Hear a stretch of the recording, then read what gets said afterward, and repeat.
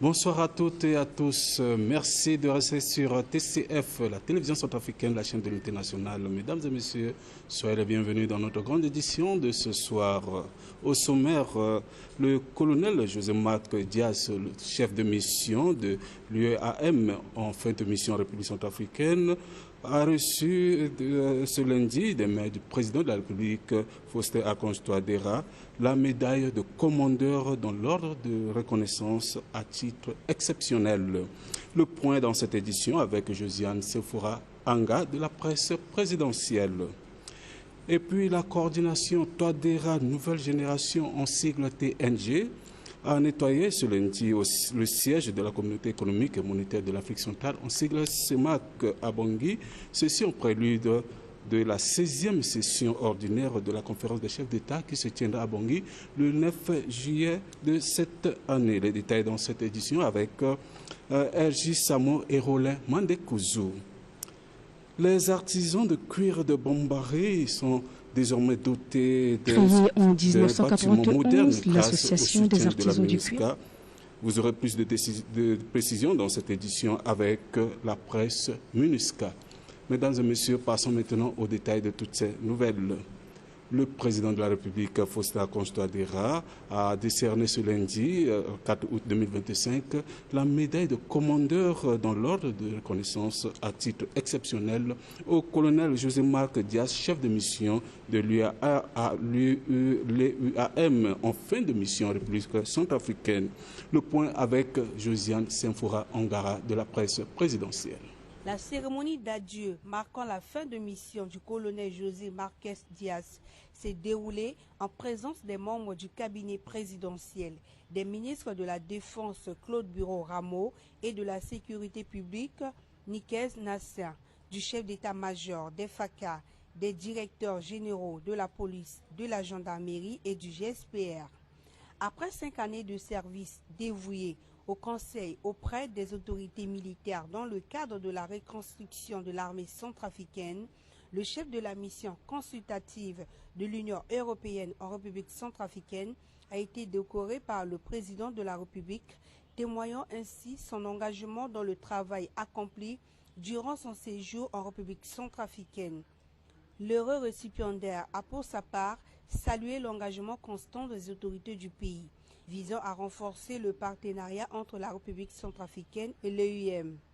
Il a profité de l'occasion pour les remercier de l'hospitalité réservée envers sa personne durant son séjour dans ce pays. Excellence, Monsieur le Président, cette médaille que vous me remettez aujourd'hui scelle pour moi une relation forte et une mission de vie. Car oui, l'UEAM-RCA n'est pas en poste. C'est une mission. Et comme le dit un vieux proverbe militaire que j'ose réciter aujourd'hui, on n'accomplit pas une mission avec ses jambes, on l'accomplit avec son corps. Je quitterai bientôt Bangui, mais je ne partirai jamais tout à fait. Je m'amène avec vous, avec moi, les sourires des agents de police formés, le regard déterminé des jeunes femmes engagées dans les forces de sécurité, les échanges francs avec les responsables du pays, les heures passées à réécrire des projets de loi pour qu'ils soient justes, durables et centrés sur les citoyens. Notons que la mission de l'UEAM-RCA apporte un appui technique dans la réforme du secteur de sécurité en République centrafricaine depuis 2020. Et de la présidence, nous sommes maintenant à la primature pour vous signaler que le Premier ministre chef du gouvernement, Félix Moloua, a accordé ce matin une audience à l'ambassadeur chef de la délégation de l'Union européenne en République centrafricaine, M. Diego Escalona Paturel. Divers aspects de la coopération entre la République centrafricaine et l'Union européenne étaient au centre de la rencontre. Brice des valeurs Watebo.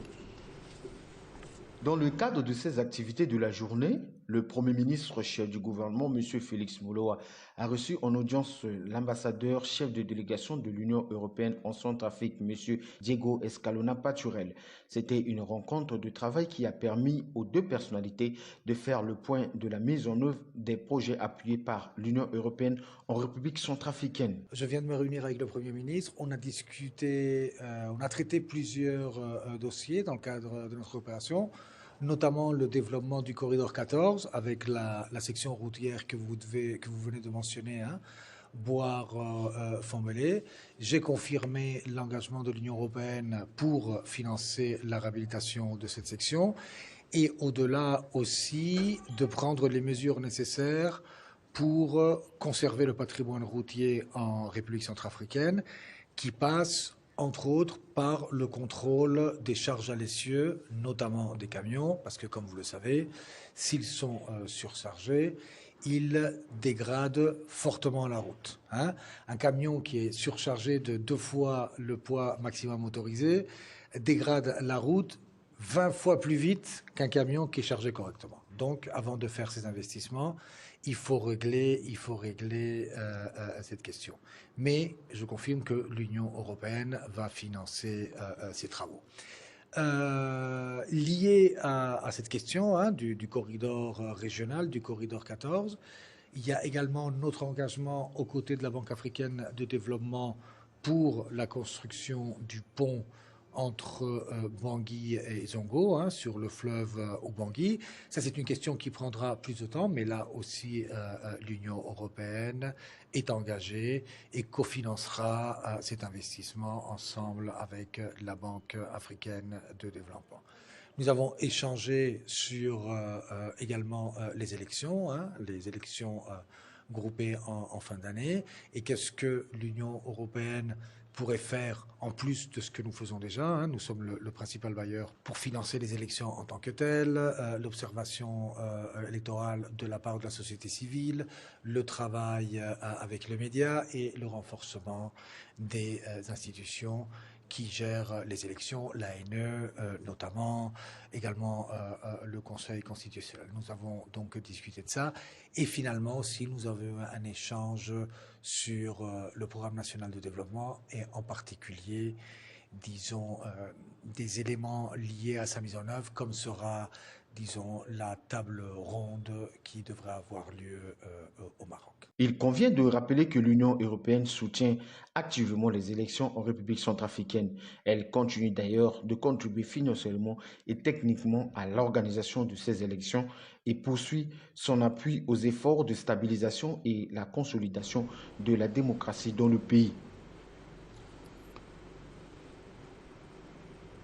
De Bangui, nous faisons maintenant un tour à Bambaré pour parler de l'association des artisans de cuir de Bambaré, créée en 1991 et qui connaît un nouvel essor grâce au soutien de la MINUSCA qui a financé la construction d'un bâtiment moderne d'une valeur de 24 millions de francs CFA. Ce projet vise à améliorer les conditions de travail de ces artisans tout en dynamisant leur production locale. Les détails avec la presse MINUSCA. Créée en 1991, l'association des artisans du cuir de Bambari connaît un nouvel essor grâce au soutien de la MINUSCA qui a financé la construction d'un bâtiment moderne d'une valeur de 24 millions de francs CFA. Cette infrastructure comprend plusieurs espaces essentiels, une grande salle de production dédiée à la fabrication artisanale de chaussures, ceintures, chapeaux et porte-monnaie, un magasin d'exposition, une salle de stockage et un bureau administratif. Ce projet vise à améliorer les conditions de travail des artisans tout en dynamisant la production locale. 24 millions. Lasso ipeti warnando la ipisa mardaso ko jolani so ingba ti sara kwana gigi ki wara akpali tamene ti kwa asasi ya production si ak minga pemena ngoiso na daso si MINUSCA sa na bi penser la so production ti à Londres nduzu. Grâce à ce bâtiment offert par la MINUSCA et une meilleure organisation, la production hebdomadaire de l'association est passée de moins de 100 à plus de 120 paires de chaussures par semaine. Son effectif a également augmenté passant de 31 à plus de 50 artisans, témoignant de son dynamisme et de son impact économique local. Fonctionnant selon un modèle coopératif, l'association mutualise la vente des produits dans une boutique commune, renforçant la solidarité entre membres et attirant une clientèle croissante. Aristide, l'un des clients, a apprécié cette initiative et a demandé aux autres partenaires d'apporter un appui technique afin d'améliorer la qualité des finitions. Leur travail m'a beaucoup impressionné. Quand je suis entré dans leur salle, j'ai vu comment ils sont en train de travailler. Je suis obligé de procurer certains de leurs matériels, leurs outils fabriqués localement pour me permettre d'aller utiliser et distribuer aussi pour les amis.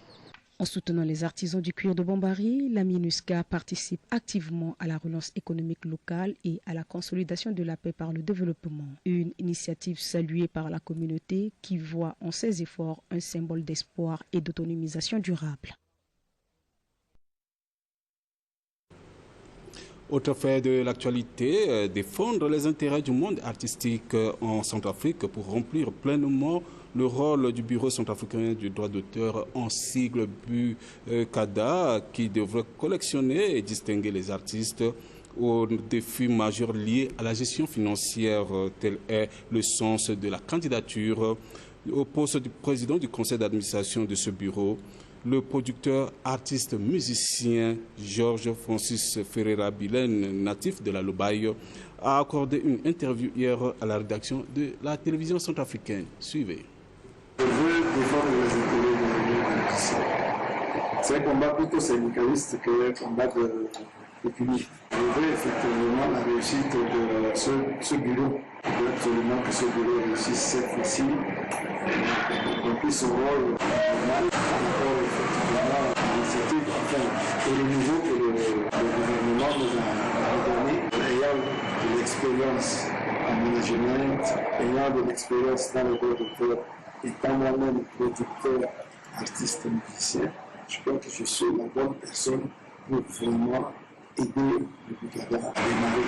L'analyse que je fais, ce n'est pas la méconnaissance du droit, donc ce n'est pas vraiment amplifier mes actions sur l'aspect communication pour faire une pédagogie du droit. Le véritable problème du BUCADA que j'ai cerné, c'était la redistribution des droits aux artistes. Et donc je me suis dit, il faut que je prenne une autre organisation en place. Et donc pour prendre les rênes du nouveau BUCADA, je vais demander un état des lieux. Pour permettre d'asseoir un bilan de départ, je vais instaurer une comptabilité privée sur le plan comptable Rwanda. À partir de là, effectivement, on peut voir le résultat que ça donne.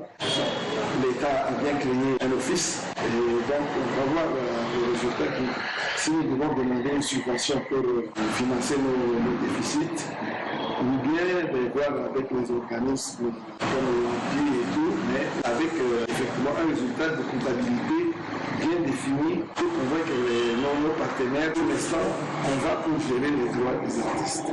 D'où effectivement, il faut qu'au sein de ce bureau, que nous pensons déjà à un fonds culturel pour aider les artistes à mieux produire. J'ai commencé la musique très tôt et j'ai plus ou moins entraîné beaucoup de générations à cette cause-là.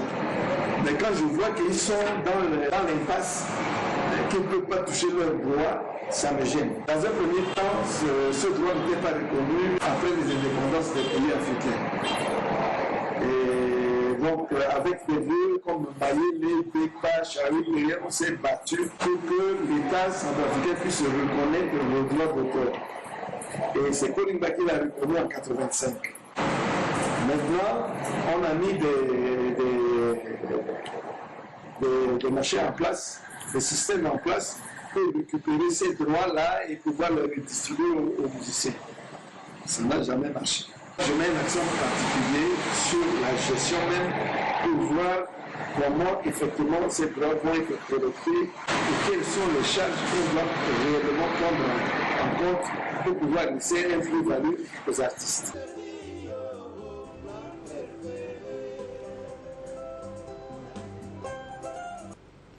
Et puis la coordination Touadéra Nouvelle Génération sigle TNG a procédé ce lundi au nettoyage du siège de la communauté économique et monétaire de l'Afrique centrale en sigle CEMAC à Bangui en vue de préserver un environnement propre en prélude de la 16e session ordinaire de la conférence des chefs d'État qui se tiendra à Bangui le 9 août prochain.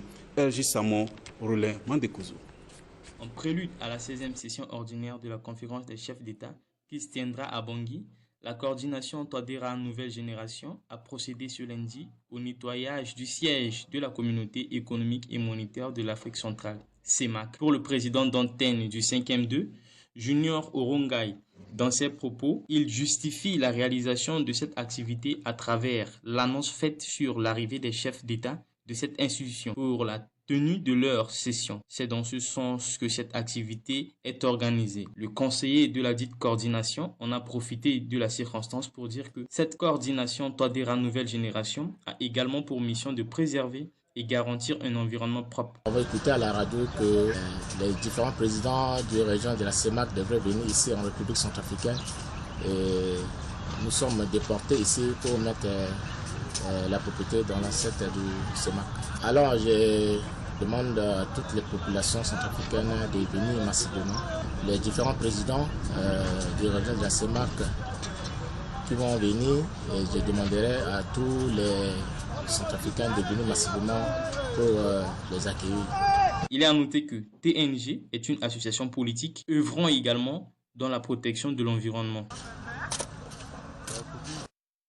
Sachez également qu'après l'accord de paix du 19 avril 2025 au Tchad et la dissolution officielle de l'UPC et des 3R le 10 juillet à Bangui, l'unité d'exécution du programme national de DDRR avec l'appui de la MINUSCA a lancé le 13 juillet dernier les opérations de désarmement et de démobilisation des ex-combattants de l'UPC.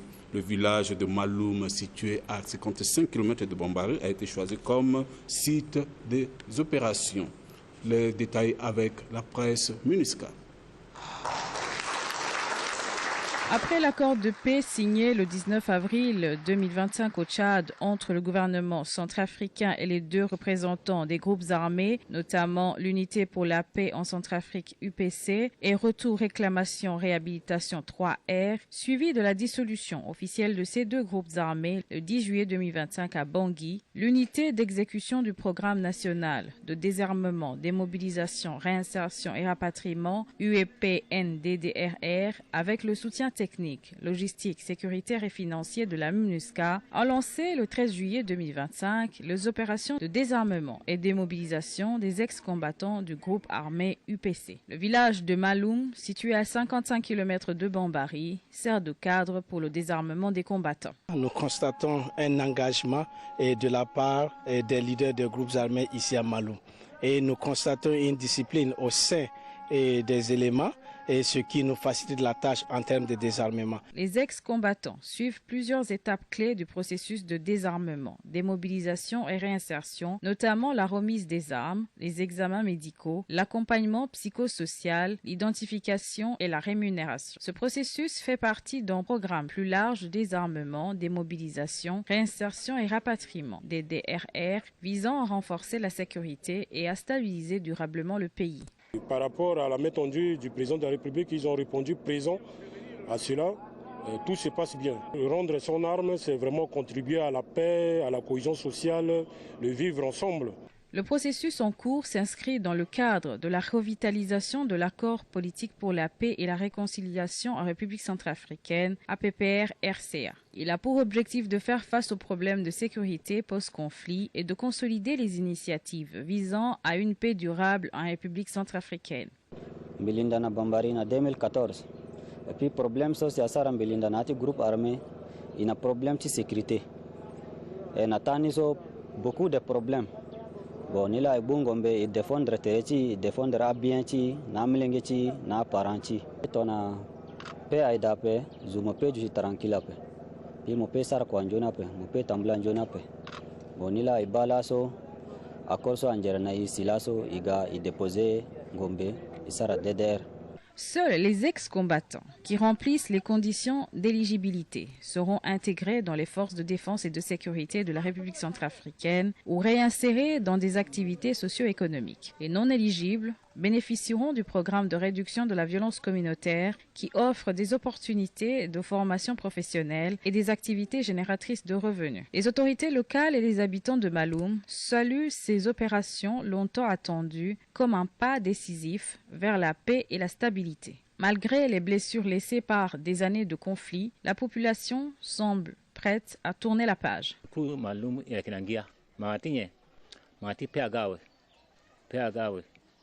Amangeti so afamiti so tu ambanayati ngunda alaida nabe okona nganguti njapa na nganguti gouvernement tu ala kirna volontaire ala akina ngombeti ala na yati beti ala.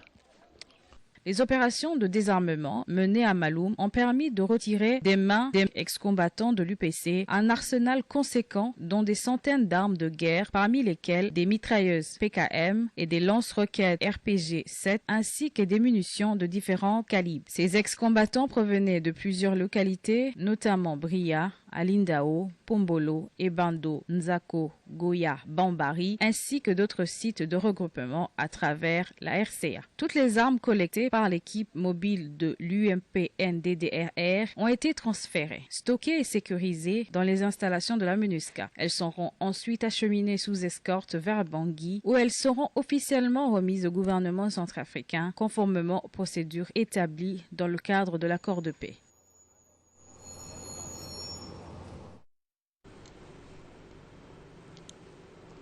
Mesdames et messieurs, passons maintenant à la page magazine de cette édition.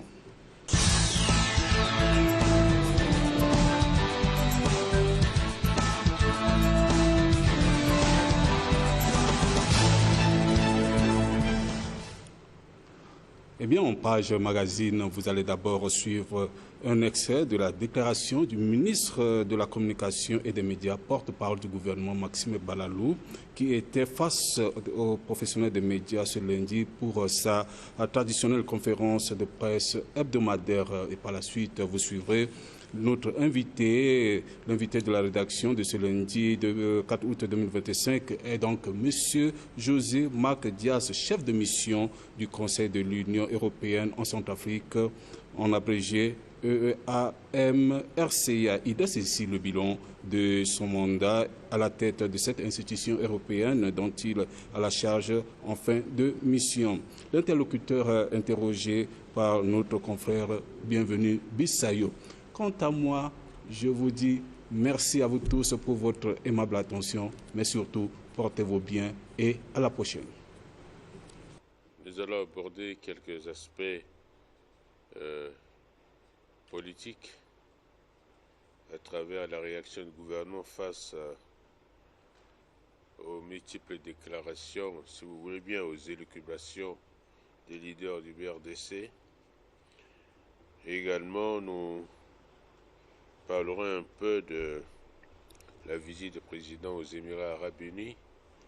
Il a été l'invité d'honneur de la communauté crypto-monnaie de Dubaï. Sur les questions économiques, nous allons également revenir sur le caucus africain 2025 qui a été un succès éclatant. C'est pour nous une vitrine diplomatique et économique. Nous allons un peu revenir là-dessus et parler un peu de la rencontre du président de la République avec le patron de banque Tony Elumelu. Je vais encore parler un peu de la justice. Vous avez constaté avec moi que la semaine passée a connu beaucoup de rebondissements avec l'affaire Sayo. Je vous l'ai dit ici que M. Sayo était en vie, malgré ces informations. Vous avez vu ce tollé et toutes les manipulations politiciennes autour de cette question de quelqu'un qui est poursuivi, qui a commis des crimes. Et je reviendrai un peu là-dessus pour tirer les leçons de la partie politique dans notre pays. Du point de vue diplomatique, nous savons que le Maroc fête le 26e anniversaire de la fête du trône de Sa Majesté le roi Mohamed. Et nous allons mettre un accent sur le partenariat renforcé entre notre pays et le Royaume du Maroc.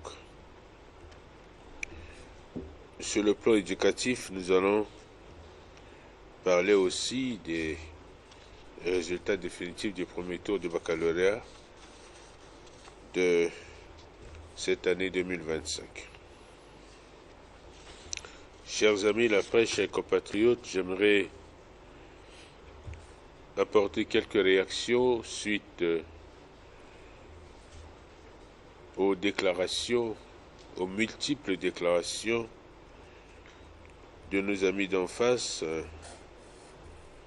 Le gouvernement de notre pays a pris acte avec étonnement mêlé d'indignation des propos tenus récemment par certains leaders du BADC, à savoir Maître Nicolas Tchangaï, Crépin Boligumba, Martin Ziguele et Anissé Jordologuele, qui sont sortis, des sorties inappropriées pour nous. Ces figures politiques que nous connaissons tous, c'est qu'on réagit, chacun selon sa partition, mais nous voulons dire solennellement ici que le régime du président de la République, professeur Fossa-Kon Touadéra, en place depuis 2016, s'est toujours inscrit dans une dynamique de reconstruction républicaine, de consolidation de l'état de droit et de la promotion des libertés fondamentales. Donc le gouvernement reste toujours ouvert à la contradiction, à condition qu'elle soit constructive, respectueuse de nos institutions. Il nous paraît donc paradoxal, voire choquant d'entendre les leçons de gouvernance et de démocratie de la part d'anciens membres et qui sont aussi d'anciens premiers ministres parler de l'instabilité dans notre pays. Ceux qui continuent à se poser comme des donneurs de leçons ont oublié leur propre passé. Nous ne sommes pas là pour mettre du sur le feu, mais nous voulons quand même rétablir un peu de vérité dans ce qui est dit. Vous avez suivi avec nous la sortie fracassante de Maître Nicolas Tchangaï, qui est un ancien Premier ministre, sous la transition de la rébellion Séléka, qui d'ailleurs n'a su ni prévenir ni stopper les violations massives des droits humains qui ont jalonné cette période trouble, mais qui aujourd'hui se positionne en donneur de leçons. Et plus grave, dans le cas Sayo, on a vu toute cette spéculation autour de la question du détenu Sayo, dont la réponse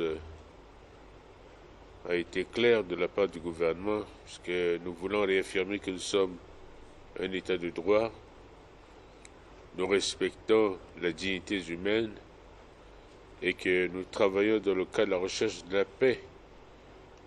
Et que si M. Sayo est extradé en Centrafricaine, c'est pour des faits délictuels d'atteinte à la sécurité intérieure de l'État.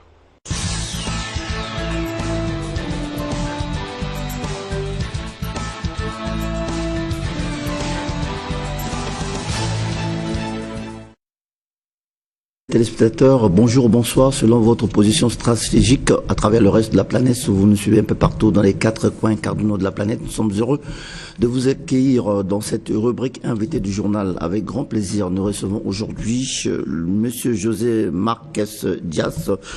Il est chef de mission du Conseil de l'Union européenne en Centrafrique, en abrégé UEM, en fin de mission bien entendu. Quelle est la mission qui est assignée à cette personnalité en République centrafricaine depuis qu'il a été accrédité auprès du gouvernement centrafricain? Quelles sont les grandes actions menées à son actif auprès des autorités centrafricaines? Voilà autant de questions qui feront l'objet de notre entretien en tête-à-tête dans cette entrevue en exclusivité. Excellence, merci de nous rejoindre et de répondre positivement à notre invitation dans la rubrique invité du journal de Télé Centrafrique. Merci, je suis heureux d'être ici pour répondre et donner un peu la vision de notre mission, qu'est-ce qu'on fait à la République centrafricaine. Mesdames et messieurs, pour votre gouverne, cette institution de l'Union européenne a été déployée depuis le mois de juillet 2020 en République centrafricaine avec pour mission d'accompagner le gouvernement dans le secteur des réformes de sécurité en République centrafricaine. Tout de suite, nous allons savoir, Monsieur l'ambassadeur, vous êtes le chef de mission de cette institution européenne combien importante qui œuvre depuis plus de 5 ans aujourd'hui, jour pour jour, auprès du gouvernement centrafricain. En quoi consistait exactement votre mission auprès du gouvernement centrafricain? Bon, cette mission, elle a été lancée, comme vous avez dit, en 2020, mais à la demande de Monsieur le Président de la République auprès du haut représentant de l'Union européenne qui a demandé le lancement d'une mission civile au sein de la République centrafricaine. Cette mission, quand on parle de mission civile, ça pour faire le contraste avec une mission militaire. Alors, cette mission, elle n'a aucun caractère militaire, c'est une mission surtout au profit du ministère de l'Intérieur et surtout aussi au profit des forces de sécurité intérieure. Et l'idée, c'est de travailler dans la réforme du système de sécurité, d'améliorer la capacité opérationnelle, les capacités aussi institutionnelles des forces de sécurité intérieure et de tous les autres acteurs de la sécurité au profit pour avoir une stabilisation de la sécurité en Centrafrique, d'améliorer et contribuer à la paix et la sécurité, bien sûr, qui va aussi donner notre esprit, c'est de contribuer au développement du pays et de la République centrafricaine. On vous entend parler, Monsieur l'ambassadeur, cela voudrait dire que la mission qui vous est assignée consiste effectivement à donner un coup de pouce ou un appui multiforme au gouvernement centrafricain dans le secteur de la sécurité, mais également des multiples réformes engagées par le gouvernement pour restaurer la paix et la sécurité. Alors, vous êtes en train de partir puisque votre bilan est à expiration. Alors, qu'est-ce qu'on peut retenir en termes de bilan de vos actions auprès des autorités centrafricaines? Bon, notre mission, elle a démarré surtout avec 2 lignes d'opération au début, surtout une ligne d'opération qui se concentrait surtout sur le conseil stratégique auprès des institutions centrafricaines, et une deuxième ligne d'opération surtout qui se concentre un peu sur la question d'interopérabilité. L'interopérabilité, quand on parle d'interopérabilité, on parle de travailler avec quelques autres acteurs de la sécurité, comme les eaux et forêts, les douanes, la justice, l'administration pénitentiaire, et ça fait partie de notre mandat. Comme bilan, surtout avec les forces de sécurité intérieure, on peut énoncer surtout le développement de nouveaux textes qui régissent la gendarmerie, le décret d'organisation et fonctionnement de la gendarmerie avec une organisation qui peut répondre un peu plus aux défis qui sont mis à la sécurité en Centrafrique dans cette région. Aussi la loi d'organisation de la police. Nous avons contribué aussi au développement de plusieurs textes qui concernent surtout des questions de respect des droits humains et d'égalité de genre, et surtout qui se concentrent un peu plus sur les questions de combat à la corruption des questions des codes d'éthique, codes déontologie des forces de sécurité intérieure. De l'autre côté, le format d'interopérabilité, on travaille toujours dans les autres acteurs de la sécurité de façon à favoriser l'interopérabilité entre les forces de sécurité intérieure et quelques autres forces, de façon que la sécurité, ce n'est pas seulement un enjeu des deux forces de sécurité intérieure. Il y a plusieurs acteurs qui contribuent à la sécurité. C'est pourquoi je parle, il y a des autres ministères qui sont concernés. En 2022, la mission a avancé dans son mandat avec tous les réussites que nous avons dans le passé. La mission, elle a avancé un peu plus et a passé plutôt d'une mission de conseil pour une mission d'assistance. Et à ce moment-là, la mission a ouvert aussi une troisième ligne d'opération dans laquelle nous avons commencé déjà à donner des formations qui se concentrent surtout sur la formation du leadership des cadres des forces de sécurité intérieure, mais aussi dans les projets. Les projets de doter les forces de sécurité intérieure avec le renforcement des capacités opérationnelles, réhabilitation des équipements, des infrastructures, de l'école nationale, du commissariat central, aussi la réhabilitation à la prison de Kandourou, de donner des autres conditions de vie, doter par exemple aussi l'administration pénitentiaire avec des radios de communication. Et à ce moment-là, on commence aussi à travailler dans la formation, spécialisée aussi de police judiciaire, police technique et scientifique. Et il y a des projets qui sont en cours pour développer et renforcer la capacité de forces de sécurité intérieure pour qu'elle peut être plus préparée et donner un renforcement de la capacité et à la sécurité du pays. Alors, on vous entend parler, vous n'êtes pas resté seulement au stade de conseil, mais vous avez dépassé le cap en passant de conseil en assistance auprès des autorités centrafricaines à travers les multiples formations que vous avez entreprises auprès des forces de défense et de sécurité. Aujourd'hui, nous avons les fruits, les forces armées centrafricaines sont plus performantes et peuvent faire face à toute agressivité venant de l'extérieur. Alors, une autre question, c'est surtout la loi cadre, qui est un projet très important et capital pour la République centrafricaine, formulé conjointement entre le gouvernement centrafricain et l'institution dont vous avez la lourde charge. Alors, ça a été présenté devant le numéro 1 de l'exécutif centrafricain. En quoi consiste justement cette loi cadre? Quelle est son importance pour la République centrafricaine? Bon, cette loi cadre, il faut l'encadrer tout d'abord, et c'est l'année passée pendant le comité de pilotage, en octobre, pendant le comité de pilotage de la mission, c'est Monsieur le Président de la République, le chef d'État, qui a demandé à la mission de soutenir la Centrafrique à développer cette loi cadre. On parle surtout d'une fondation juridique qui encadre tous les systèmes de sécurité. Dans cet enjeu et cette notion de que la sécurité concerne à tous et pas seulement aux forces de sécurité intérieure. Tout le monde est responsable pour la sécurité. Et quand on parle de tout le monde, on parle des institutions républicaines, on parle du pouvoir politique, on parle de différents ministères, mais on parle aussi des associations de la société civile, on parle aussi des sociétés de gardiennage privé. Tout le monde doit contribuer à la sécurité.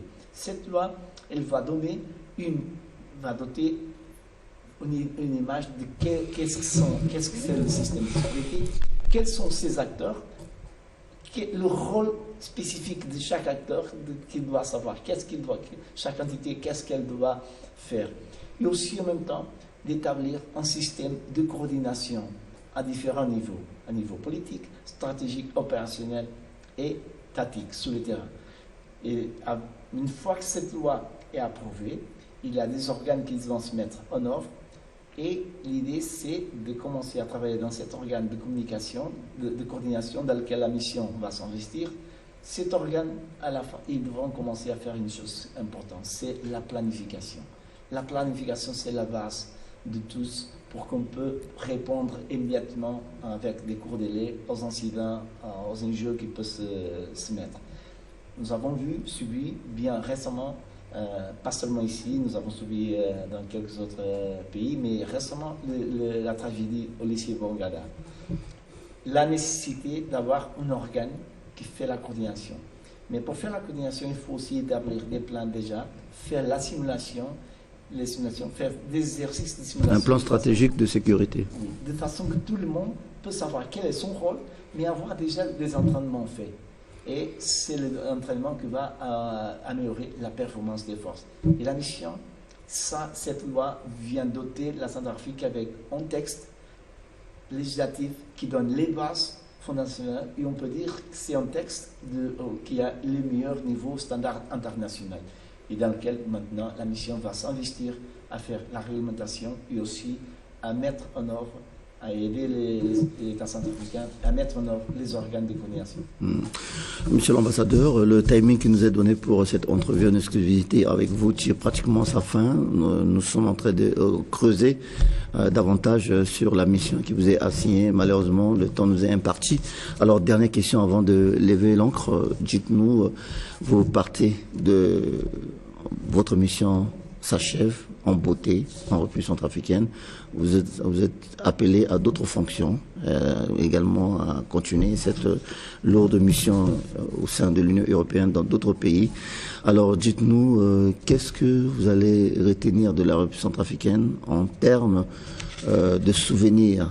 Quels souvenirs garderez-vous de la République centrafricaine et quels sont vos souhaits les plus chers de voir la République centrafricaine dans les 10 ans à venir? Il faut clarifier une chose.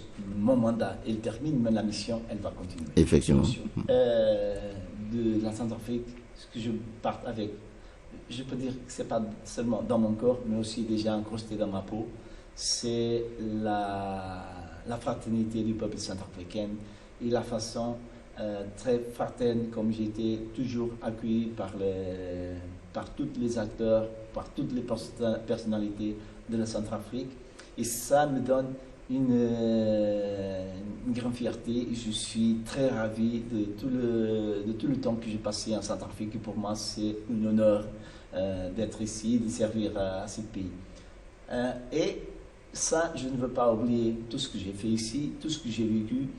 Et j'ai l'intention dans l'avenir de mettre ça, de consolider ça dans un document. Je suis maintenant dans un programme de doctorat que je veux le faire surtout dans le domaine de stratégie et sécurité. Et bien sûr, la Centrafrique va être dans le corps de ce programme de doctorat, de façon que tout ce que j'ai vécu ici, toutes les activités que j'ai développées ici dans le domaine des relations internationales, doivent être consolidées dans un document qui peut être présenté qu'une thèse de doctorat qui peut rester pour toute la durée, que les personnes peuvent regarder et étudier et comprendre un peu plus les enjeux et les défis qui se passent en Centrafrique. Monsieur l'ambassadeur, toute l'équipe de la télévision centrafricaine, par moi, va vous remercier surtout de votre disponibilité à pouvoir répondre à certaines de nos interrogations et surtout nous vous souhaitons bon vent dans votre carrière en tant que haut fonctionnaire européen. Je vous remercie et j'espère et je souhaite une paix durable pour la Centrafrique et que vous réussissez en tant que développement et un pays centrafricain d'où les personnes veulent visiter plusieurs fois. Merci. Mesdames et messieurs, pour vous qui nous rejoignez à présent sur la chaîne de Télé Centrafrique, celle qui prend l'appel l'unité nationale, vous étiez là dans la rubrique invité du journal qui reçoit aujourd'hui avec enthousiasme M. José Marquez Dias, chef de mission du Conseil de l'Union européenne en Centrafrique, en abrégé UAM, en fin de mission dans ce pays. L'interlocuteur a bien voulu dresser le bilan de ses activités auprès des autorités centrafricaines, mais il en a profité pour projeter les perspectives d'avenir puisqu'il s'en va, mais la mission demeure et cette mission est efficace et efficiente auprès du gouvernement pour les réformes de sécurité, du secteur de sécurité engagées à l'actif de son Excellence professeur Faustin Archange Touadéra, président de la République, pour restaurer définitivement la paix chèrement acquise au lendemain du retour à la légalité constitutionnelle. Vous pouvez éventuellement retrouver cette entrevue en exclusivité sur notre page Facebook, le site du gouvernement et d'autres supports de diffusion à travers le reste de la planète. À très bientôt.